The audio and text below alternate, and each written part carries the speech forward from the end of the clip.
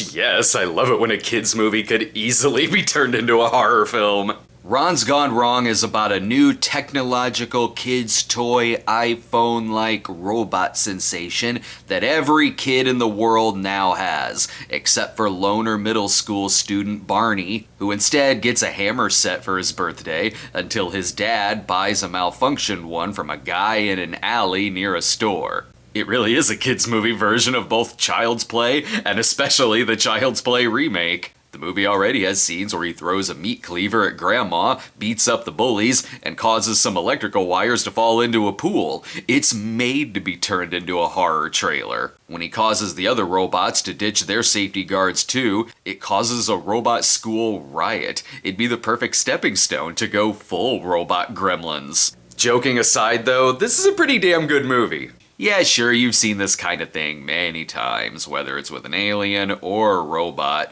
but all these decades later, it's still a formula that can work if it's got enough heart and actually has something to say. The bubble bots are programmed with your social media apps to automatically become your friends and instantly know everything about you. Man, if this were real, someone would figure out a way to bang that thing.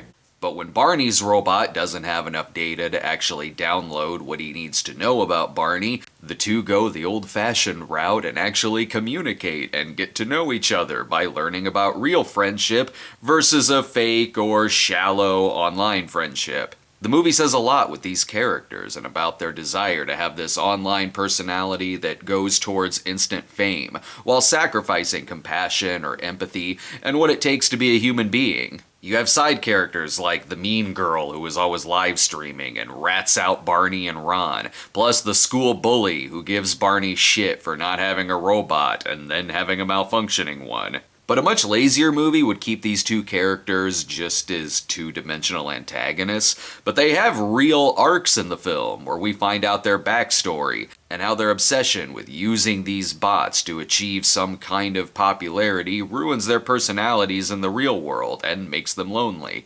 The dialogue is really good between Barney and Ron, a lot of it being an extended who's on first type routine. They do a good job at writing these lines, since it isn't like he's struck by lightning and becomes alive or anything like that. So Ron still has to have lines that are believable that a robot without AI would be saying to our human characters.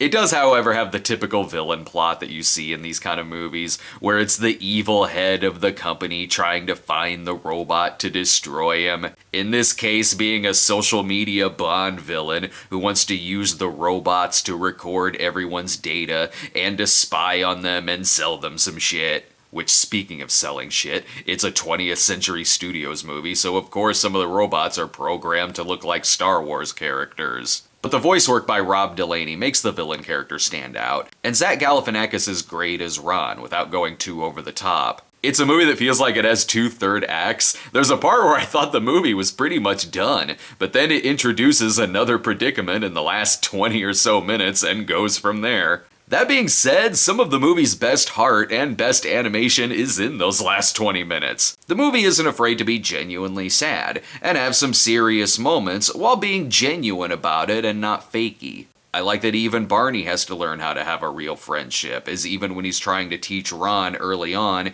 he's coming at it from a more one-way street point of view. Plus, the audience seemed really into the movie too. I think I was in the theater with the Ron's Gone Wrong fan club. There were teenagers in the back who screamed when the logo popped up and shouted, "Oh my god, oh my god, oh my god, you guys!" They did the same thing during the trailer for Turning Red, but remained silent during the Sing 2 trailer, and that was surprising. I'll give Ron's Gone Wrong a B+. It's a very likable film and sweet and takes plenty of time to have a good message without being too cynical or forced about it. Thanks for watching, everyone. Check out our other review for the weekend on Dune and subscribe to our channel today and click the notification bell. See you next time.